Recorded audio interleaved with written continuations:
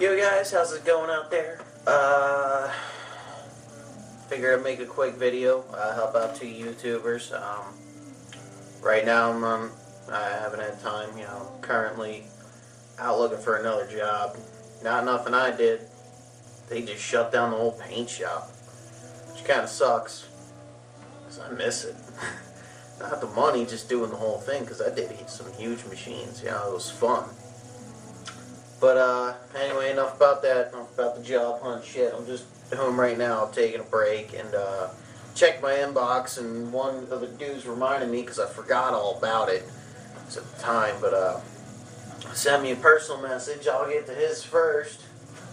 It was name of a man, Miles 92 Camaro. I guess the 92 RS is his car, and he's got a problem with his hood. It had hood pins in it, saying they're like a penny or a dime size. Like I said, man, I really recommend you get a welder, or if you have a friend with a welder, it could be a flux cord, little wire feed deal from like Harbor Freight. It'll still work as good, but you say you can't get access to one. Well, these are the only other two options, and I'm not 100% positive they'll be as best as you need them, but these are the two options I can give you, and if they fail, I don't know what else to tell you besides welding new metal. But like you said, they're penny or dime size, so I'm assuming that's the pin itself, and then there's also another 4 holes for the washer where the rivets go, or the self-tapping screws, if they had those washers at the top of the hood. What I can recommend to you is here, straight from my thing is, I would recommend you make the patch panels.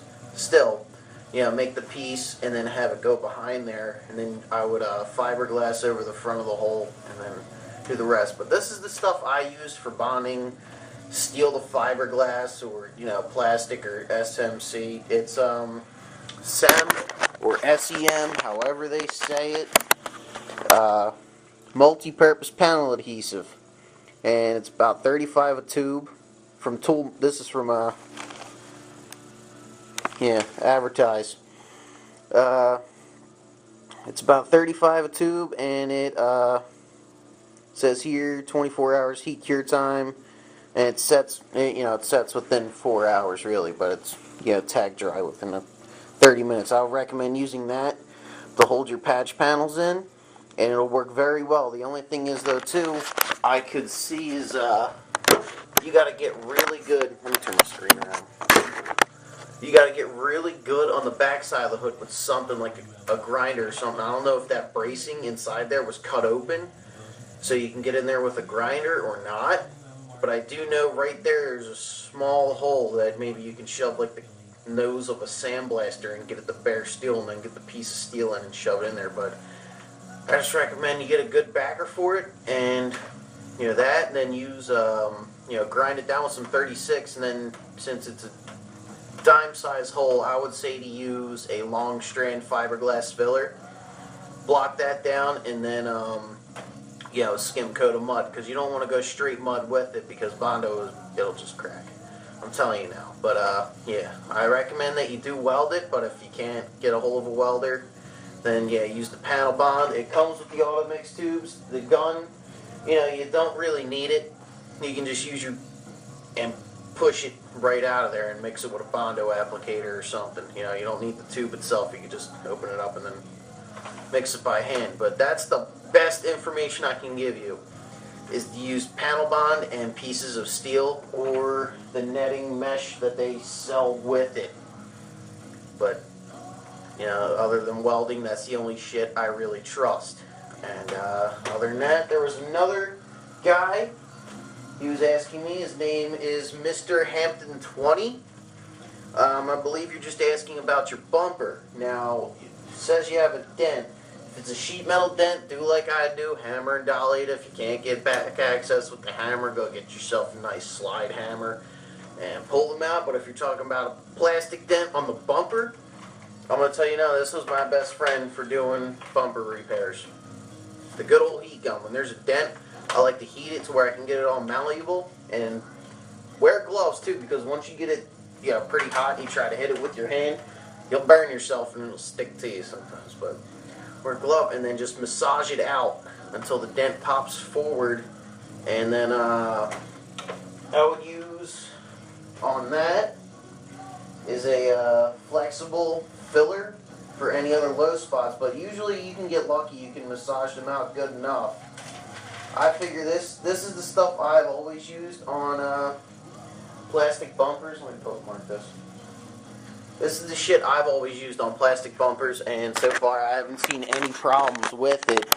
Is Evercoat's Polyflex Glaze. It even says here it's a flexible polyester glazing putty, and it can be used as coating over repair areas on flexible bumpers and plastic parts. So there you go. You know, it's $38 a tube. Maybe you can find it cheaper wherever you go.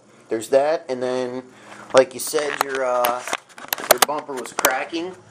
That's a common problem. My front bumper, if you guys remember way back, I did it. The paint was cracking on it. There were maybe about 4 paint jobs on top of it. What I did was, I made the mistake of trying to block it down and then prime it. It didn't work, so what I had to do was go back all over again and do it right. I used 120 on a DA, and you gotta be careful on the body lines and all. You can do body lines by hand, and but those bumpers are easy to fuck up too. Doing all these sharp edges. Don't try to hit them with the DA. But I took it all the way down the raw plastic with 120. And since I took it down the raw plastic, I went and used adhesion promoter on it. I use when I do any kind of plastic bumper that needs adhesion promoter, I use it's not on here, but anyway, it's called Bulldog. You can get it by the quart. It's a 1K thing. You can get it by spray can, or you can get it by the quart or the gallon. It's for doing bare plastic bumpers. Sorry, I thought somebody was at the door. Spray that on, then let that flash for about, I think it's 20 minutes. I can't remember, 15, 20, maybe 10. And then I would spray with, this shit here. Another SEM product. The Flexible Primer Surfacer. You can get it by the quart, or you can get it by the aerosol can. I bought the quart of it, and it got me a good 3 coats on the bumper. Then I blocked it down with some 320 and then shot 2 more down and blocked it with 600. And I let it have like a week of breathe time between each coat. But that worked perfect at it, and it didn't crack yet. Neither did the paint on it. That's the other thing too. You got to repaint it. Recommend you add a flex agent. That's what some people forget to do when they shoot these bumpers, is add a flex agent into the paint. And if you want to paint them separate, you can. I've painted cars where I'll do the bumper and then do a fender, and with the flex agent in it, it hasn't hurt it yet, But other than that, it's all the information I can give you. If you have any other questions, if I skipped something, just let me know. Put it in the comment box down below, or just, send me a personal message. Don't matter to me. Just, that's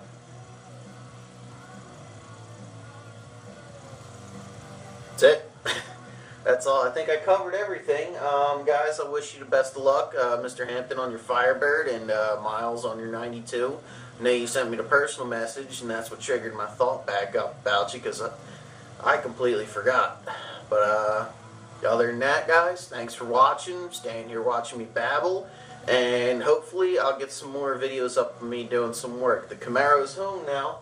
I figured since I'm home, throw a charge on the battery. I'll start it up, let it run a little bit, since it's a pretty decent day out today. It's like 55, 52.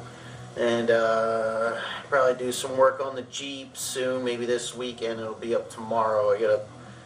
I broke a sway bar end link, and I gotta replace them. I may as well just replace both, I figure, and I'll probably have that up. So other than that, thanks for watching. Have a good Friday. Bye, guys.